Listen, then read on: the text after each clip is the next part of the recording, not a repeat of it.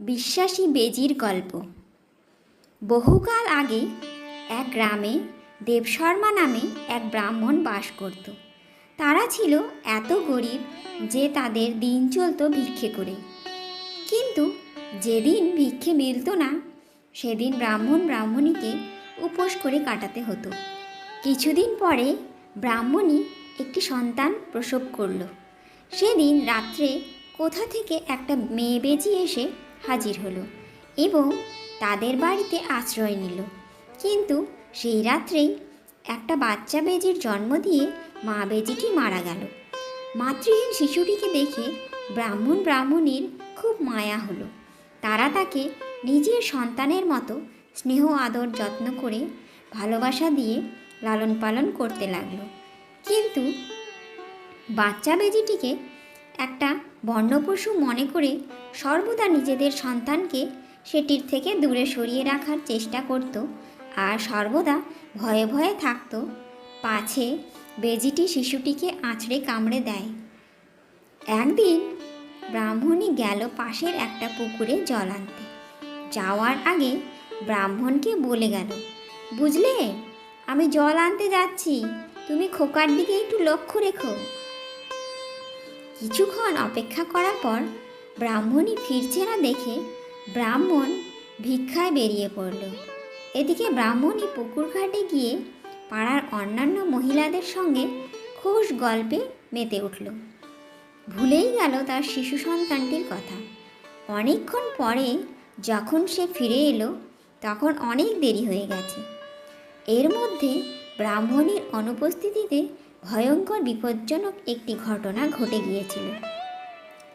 ভয়ঙ্কর একটা গোখরা সাপ কোথা থেকে এসে ঘরের মধ্যে ঢুকে পড়ল।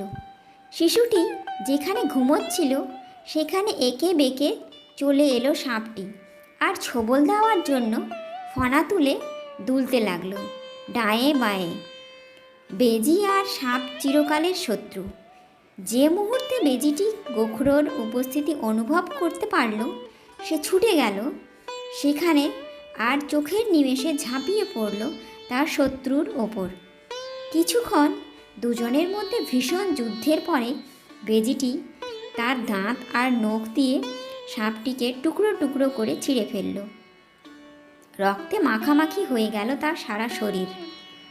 ব্রাহ্মণী যখন বাড়ির মধ্যে ঢুকছে তখন বেজিটি তার বাহাদুরি দেখাতে ছুটে গেল তার কাছে আর আদরে ভালোবাসায় অস্থির হয়ে তার পায়ে লুটোপুটি খেতে লাগলো। ব্রাহ্মণী দেখল বেজিটির সমস্ত শরীরে রক্ত লেগে আছে তার মুখে আর নখে।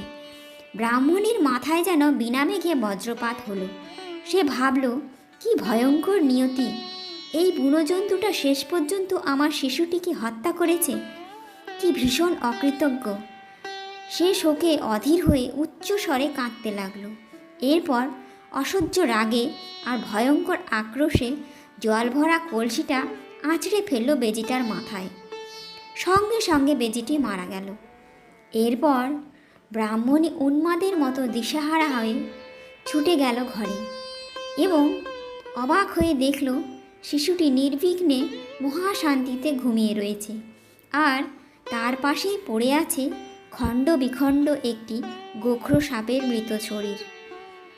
ব্রাহ্মণীর বুঝতে মোটেও অসুবিধা হলো না যে ওই বেজিটি তার ছেলেকে গোখরো সাপের হাত থেকে বাঁচিয়েছে।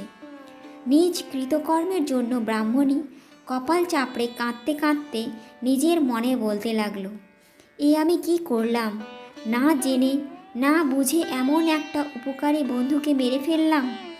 এরপরে সে ছুটে গেল বেজিটার কাছে আর যে দৃশ্য দেখল তাতে ভীষণ এক অপরাধ বোধে তার বুক ভেঙে যেতে লাগলো। দেখল বেজিটি সেখানে মরে পড়ে আছে আর জল ভর্তি কলসির আঘাতে তার মাথাটা থেতলে গেছে।